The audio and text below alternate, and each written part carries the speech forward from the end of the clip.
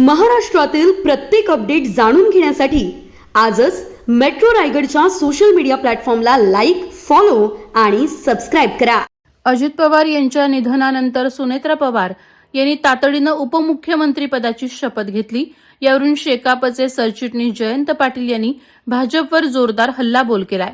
जे हिंदू हिंदू बोलून मतं मागतात त्यांना लाज लज्जा राहिलेली नाही अशी टीका जयंत पाटील यांनी केली.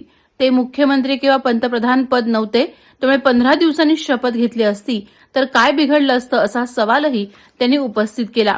यांचं हिंदुत्व सोयीनुसार असतं असंही जयंत पाटील म्हणाले.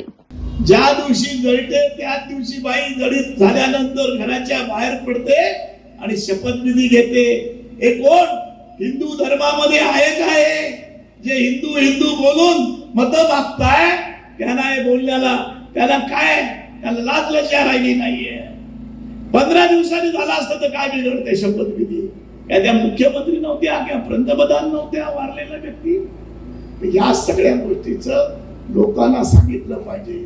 सोयीच्या प्रमाणे हिंदू, नाहीतर कुठलेच धर्म नाही. ही जी पद्धत भाजपवाले करतायत ते सगळ्या वेगळ्या गोष्टींनी आहे. Subscribe now and press the bell icon.